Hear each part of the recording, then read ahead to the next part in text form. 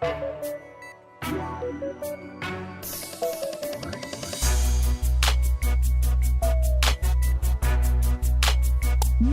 welcome to another brand new edition of The Take. I'm your host as always, Kendrick Dix here with this Thursday, September 13th, 2018. All new Take. Thank you all for watching. Hit that hashtag Take to join in the conversation here on Connect TV. Alright, let's get started with the big story. The big story this week is rappers Cardi B and Nicki Minaj fight at the New York City Fashion Week. You know, the Bodak Yellow rapper left the scene with a huge knot on his. You can see right here, right there. Wow. See, wow. Do you see that? That's like a knot. Like someone really had knocked Cardi B out her head. So you see that with Minaj has a few choice words. Watch this story.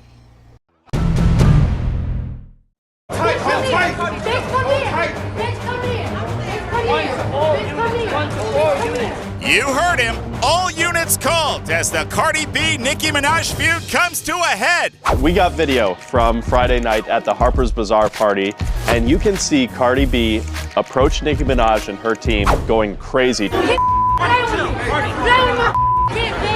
Yeah, Cardi not happy with some online comments Nicki supposedly liked about Cardi being a bad mom. Cardi's people say she approached Nicki's table to address the lies Nicki was spreading. I love that. I want to address the lies as she goes beelining it for her table. That's how Cardi addresses something. Outside, Cardi lunges for Nicki, gets held back by security, Takes off her shoe, whips it at Nicki Minaj. misses, leaves without the shoe, but did manage to get a second head. How'd she get that lump? Apparently somebody in security hit her. It looks like she's pregnant again with that lump. You don't get pregnant in your head. Thank you, doctor. Later, Nicki seemed totally unfazed, but Cardi posted, I've let a lot of slide. I let you sneak diss me, I let you lie on me, but when you mention my child, all bets are off. But it's like she was winning. She's still winning. She is still winning. Nicki Minaj got to Cardi B. She's now shown her weakness. The fact that all the other stuff didn't get to her and she goes, okay, this is my limit. I think you gotta set boundaries with people, man. Cardi's a bit of a hero, that she's kind of just standing up. She's like saying no more. And it worked. Today, Nicki apologized, saying, All right, we saw the story of how this all got escalated. How did Cardi B and Nicki Minaj, where one minute they didn't like each other, next minute they did a truce, and then until ultimately now, where they really hate each other, with each other's passion, with guts and violence and stuff like that.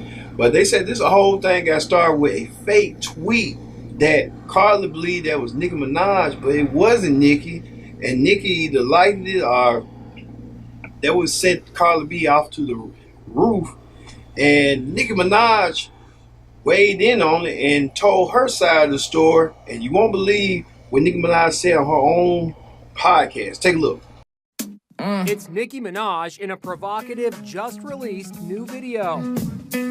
But instead of promoting it, she's being forced to defend herself over that crazy scuffle with arch-enemy Cardi B. I was mortified. On her Apple Music show, Nicki spoke about the shocking melee when Cardi B lunged at her. I could not believe how humiliated it all felt. How we made ourselves look. In the midst of attending Fashion Week shows in New York City, Nicki addressed the report that the dust-up erupted because she said something negative about Cardi B's mothering skills. So let me just go on record having said, I would never talk about anyone's child or parenting. I don't care about anyone's parenting. I don't give a The fallout has reached designer Tom Ford, who's taking heat for naming a blue lipstick after Cardi B. It sold out in 24 hours. Cardi B tried to physically assault another woman, and she shouldn't be rewarded for exhibiting violent, illegal, and frankly unacceptable behavior, went this tweet. Damn. Nicki Minaj just went on in. Nicki Minaj said that Cardi B might experience postpartum depression. She might be just bipolar. Or she might be crazy. It even went worse than that when Nicki Minaj with this tweet about the baby culture, and it's kind of like, I get that you don't mess with a person's child and a person's money, but you got to look at the sense and look and see before you fight this, strike. You got to look and see what's going on from there.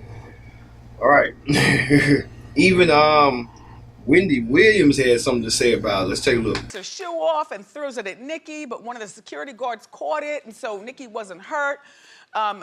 Apparently, the thing on her, that knot on her head, was given by one of the security guards from Nicki's camp who was trying to, just a mess. Just a mess. And then afterwards, Cardi posted a rant implying that Nicki insulted her parenting. Who cares? Who cares? Kids used to be off limits, but in this day and age, when the entire world is imploding, even they're not off limits. People criticize parenting skills all the time. Who cares? You know what kind of parent you are. Who cares? Williams had this. It said something about it. Wendy Williams coming from her hiatus, but we'll get a little bit more on Wendy later on talk shows. All right. Like they say, in celebrity news, activist and former NFL quarterbacker Colin Kaepernick and the new spokesperson for Nike 30th anniversary Just Do It, living his best life and helping the company increase sales up to this. You see that? See that image right there? He increasing sales, shoe sales. Even some folks might not agree with it. Want to burn up some shoes and you don't like what this man is doing, you don't like what the company Nike is doing. Well, don't burn their shoes up. Go and donate.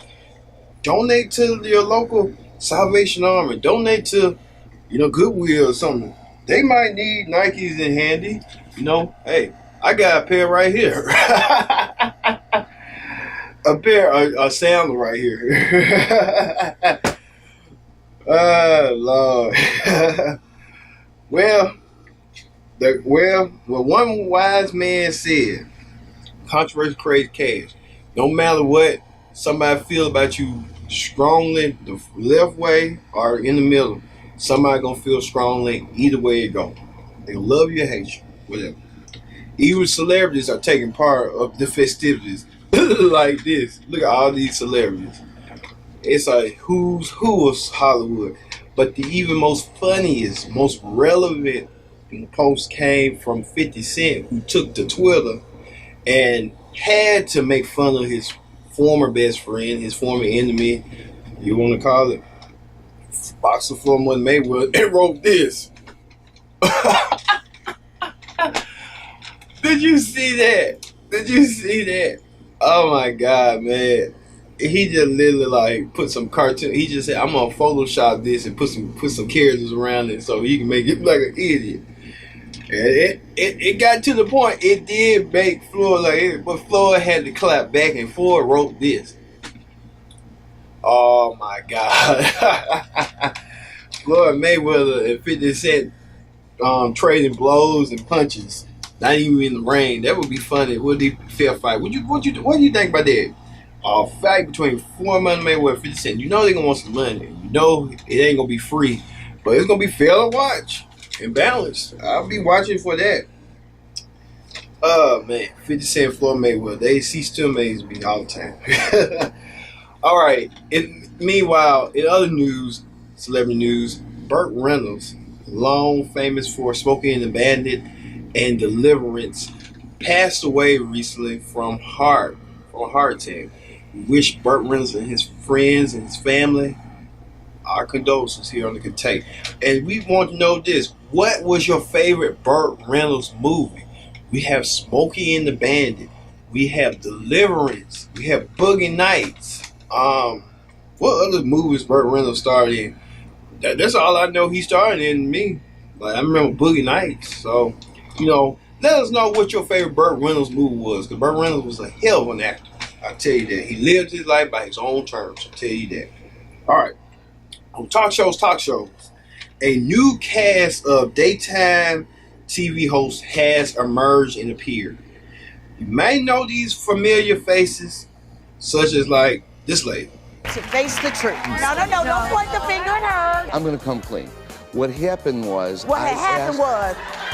Ashley says her mom's new man scammed her for over $200,000. Judge Mary Shanowski, better known as Scary Mary. You have 5 women that are all real, and we all care, and we all have great opinions. A. Fox is back, and she has a panel of experts on her new show called To Tell the Truth. It's produced by Dr. Phil and his son. So Vivica A. Fox looking to make a splash in daytime TV. Let's see what she does with this line of crop with a lot of competition. Even with the female duo, comedy duo of this. Can relate to. Sometimes, just sometimes, you don't like being a mom. It can be hard as a single person with no children. Let me say, sometimes I watch what's going on in your home from afar, and I am amused. Yes. No, she frightened. I will tell you, she calls me, I tell her what's going on, and she will be laughing. You'll be cackling. That's what it's like having kids. Time with friends. Yeah, you gotta watch what they did. Take a look.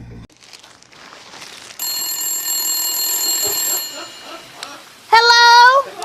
Hey girl, are you almost here? Oh yeah, I'm like just 10 minutes away. You know that's a lie, right?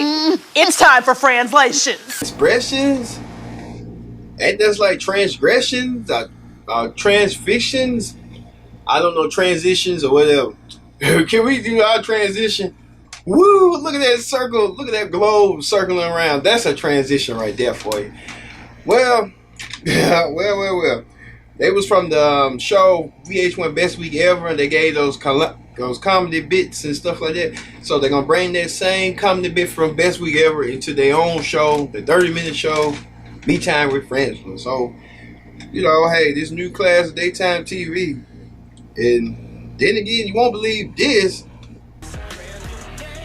Appreciate your hospitality. We have to get to the studio. Show kicking off. First show ever today. Oh, this is the first show ever today. So we gotta be GMA today. We gotta be on time. It's GMA Day. GMA Day. And Can't say it is today. No. We can't say today. Really, the environment that you want to unleash a Turbo S. Guys, what color do you never get? This one. It looks like a KitchenAid mixer.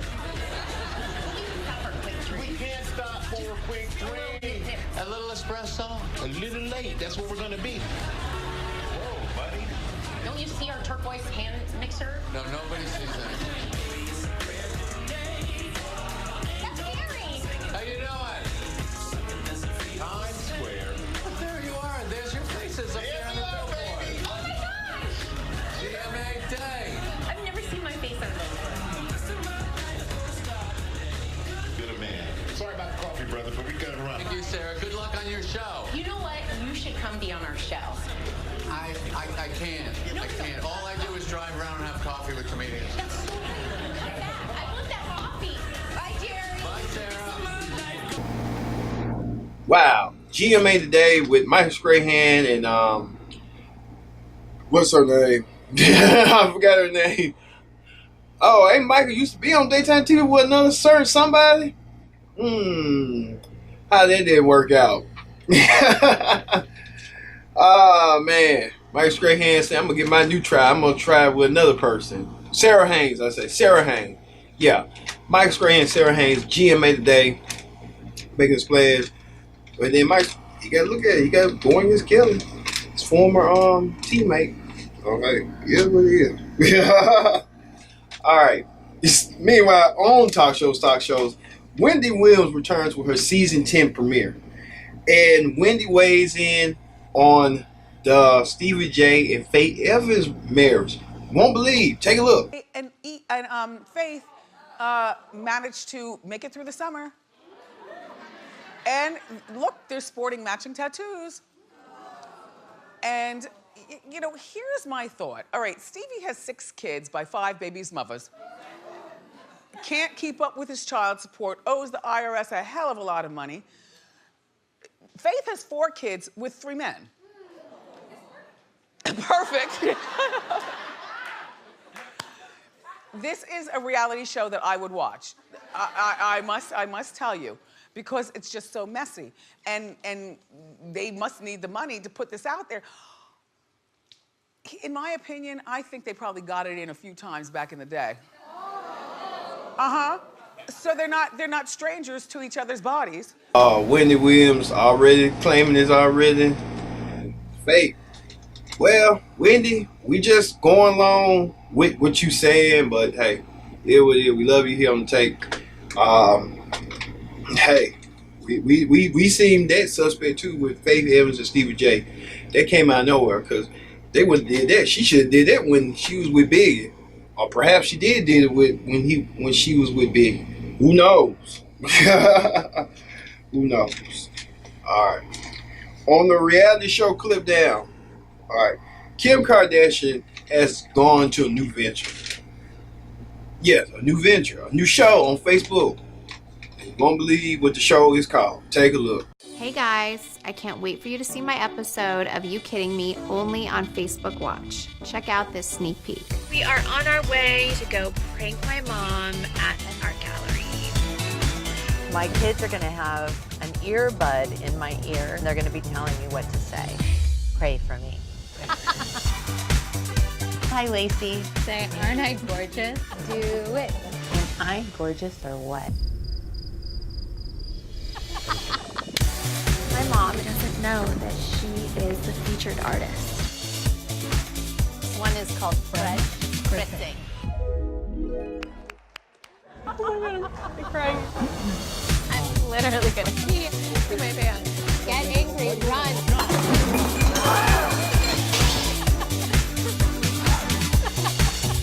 Don't miss the premiere on September 22nd and follow the show page for new episodes every week. Kim Kardashian went and got a show on Facebook Watch because she saw what Jada Pinkett Smith was doing. She saw what the Ball family doing, and she just had to capitalize on it and say, I need to get me a show on Facebook Watch to stay relevant. And she put her mom through that. You know, I guess like I said, Kim Kardashian has done it all. From being a girl who did a sex tape to being a successful entrepreneur, and now to becoming a prison officer who releases people from prison from doing favors. I don't know what kind of favors you're talking about, but hey, I know what favors she does. All right. All right. We'll be right back with more takes. Stay tuned.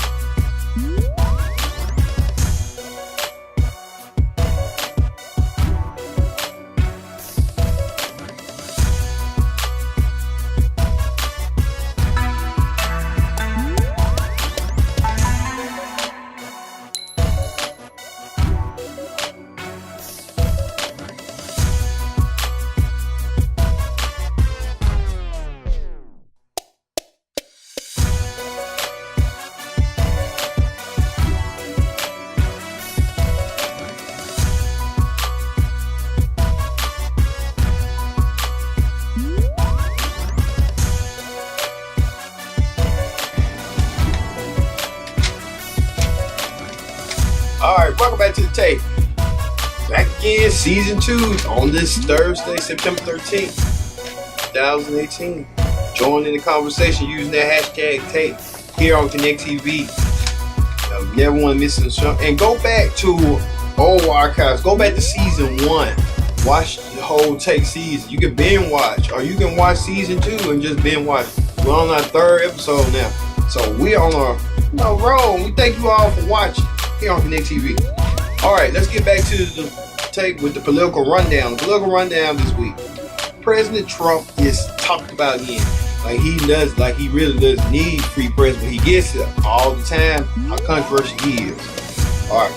Author Bob Woodward, you remember Bob Woodward from the Watergate scandal, who broke it and led Richard Nixon to be impeached and be out of office as president in the 70s, wrote a new book called Fear and released a stunning information about Trump's time in the White House right now.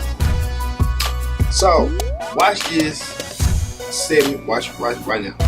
As the president's unhinged, Defense Secretary James Mattis says, according to Woodward, that the president has the understanding of a 5th or 6th grader. Former Secretary of State Rex Tillerson, according to Woodward, confirms the report that we had heard earlier, that he says after a meeting at the Defense Department that the president is, quote, an effing moron. And there's more. Former economic advisor Gary Cohen, according to Woodward, is quoted as calling the president a professional liar.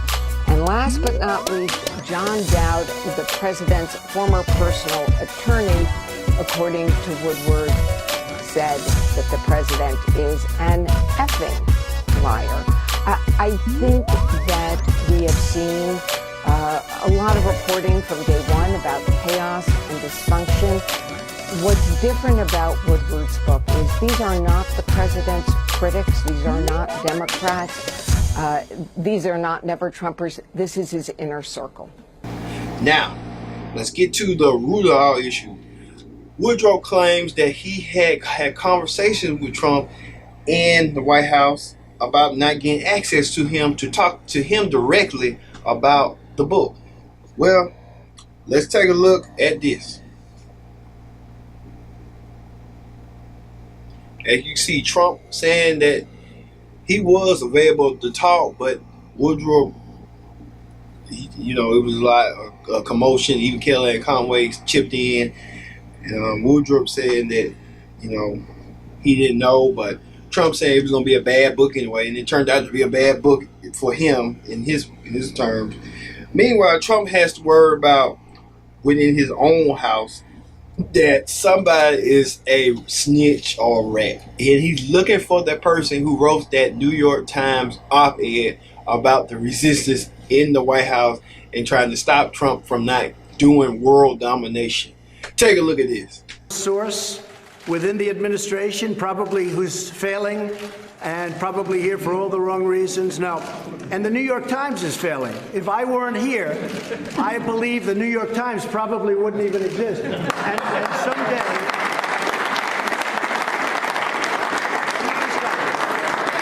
someday when I'm not president, which hopefully will be in about 6.5 years from now, the New York Times and CNN and all of these phony media outlets will be out of business, folks. They'll be out of business because there'll be nothing to write and there'll be nothing of interest. So nobody has done. Wow, the president is trying to figure out and root out who done it. It's like a game. You remember that game called Clue where everyone was in on it and you had to figure out who was the person who done it? That's what the president's trying to figure out. He's trying to root everybody. Everybody had to write in his cabinet a letter that they didn't do it. And he's still trying to figure out who done it. Who had got me? Who ratted me? I'm telling you, in this book, he's just like right here. You want to know who wrote this? Wrote this scathing letter. I bet you doing that in the cabinet right now. Who wrote this scathing letter? I'm going to figure it out. And I'm going to find out who done it. Man. And oh man, even people from Trump's old past has come. They used to work for him. Here's what she had to say. I've been very vocal about the fact that I believe that it is someone, a senior staffer in Pence's office. I went through every email that came out of Pence's office because the tone of the op-ed sounded very much like his chief of staff. And sure enough, there's consistency in the writing style, the language that they're chosen, as well as how they positioned their How high up, though? Because it has to be high up. You have to be a commissioned officer to be considered a senior staff member. That means assistant to the president, deputy assistant to the president, or special assistant. There's 100 of them in the White House. Who do you think did it? I've been very vocal, and I don't want to get sued, but I suspect that it might be his. Omarosa says she knows who done it, but then she ended up telling it who might have done it. So the president's trying to figure out who done it. Even the president's former aide, George Papadopoulos, is spilled on The View too. About setting up a meeting between. Yeah. I mean, I told Trump himself, you know, and I told Jeff Sessions, I told the whole campaign what Joseph Mifsud had told me, that he, meaning, you know, he has a contact in Russia that could potentially host the summit between Trump and Putin. So I just told the campaign at that infamous photo on March 31st, and yeah. But Sessions, who testified before Congress, he testified in March of 2016 that the Trump campaign meeting that he said that you're referring to, that he pushed back against that proposal. Is that true, or were you lying, or is he lying? All I can say is, I mean, let's not forget this was a meeting from like 2 years ago. My recollection completely differs from his recollection of that meeting. You don't remember for sure whether you told him and Trump? My memory is that my memory is, of course, I told the room, but my memory is that he was quite enthusiastic about this potential meeting between Trump and Putin. That's what you remember? Of course, yeah. And he's saying, no, I was not enthusiastic about it. Yeah, but he's not denying that he knew about it, right? I guess. I mean, I'm not sure exactly what he's been testifying to, but I'm just giving my version of events. Wow. Everybody's just trying to say they regret doing what they did. Omarosa and Papadopoulos regret doing what they did. You end up doing it. You end up having to pay the time to do the time. So, hey, it is what it is. You know, hey, even the president don't want you no more. He used you up and spit you out for everyone to see how you are. All right, on news this week, many people are aware, many people might be aware of defeat. It's a Alabama political talk show that comes on Sunday mornings here, everyone with Bill Britt. So everyone, he's a political insider in Alabama, so he knows state politics well with the back of his hand. Well, Britt and his panel discussed the possibility of Alabama getting a lottery. While other states have a lottery, and Mississippi on the verge of getting a lottery, Alabama is going to be the only state without a lottery in the South. Take a look what they thought. Year talking about the possibility of having a lottery. Recently, President Pro Tem Del Marsh came out and said that while he was not proposing a lottery, he wouldn't be surprised if one came forward. Speaker of the House, Mac McCutcheon, said that likewise he thought there was an opportunity for a lottery, but he's saying that he wants something that's a lot like a simple paper lottery. Okay. You think we can even get there? No, we can't even get there. Rest assured, these clowns will never let us vote. They're not going to do it. For whatever reason, all these other states around us are bringing in hundreds of millions of dollars every year. We're sitting on our hands going, we need to let the people have the right to vote, and they never give the people the right to vote. Wow, that is something. You know, I love, look at these statistics right here. Alabamians travel to Georgia, Tennessee, Florida to get tickets, to get lottery tickets and find hopes of winning the lottery. Well, come on, Alabama. You know, what are you waiting for? You got people coming going north, south, east. They might go west and Mississippi start doing it. And we the only state that does it. Hey, yeah, what it is. Just, we need a lottery so we can start building our own infrastructure, building our own education and stuff like that. Well, I mean, other people like, we don't need a lottery because there's going to be corruption in it. Corruption. We might be the corruption state that, you know, ends corruption. What happens with probably if Georgia has corruption, they can contain it. Florida got corruption. Tennessee got corruption. Mississippi got corruption. We got a little corruption. Why can't we just have a lottery? All right, tell us what you think. Do we in the state of Alabama deserve to have a lottery and vote for the lottery? You sound off with that. So, yeah. All right, and finally, the viral video of the week. All right, a man in Alabama, somewhere in Alabama, I think near Tuscaloosa, filmed this incredible footage that you won't believe happened. Take a look.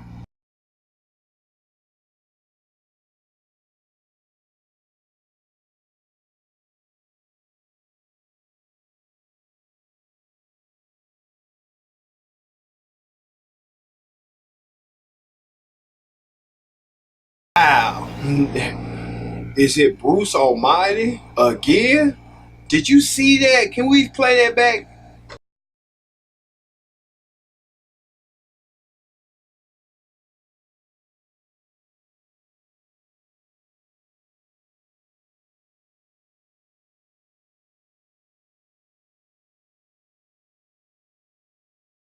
Man, did you see that a person walking within the clouds?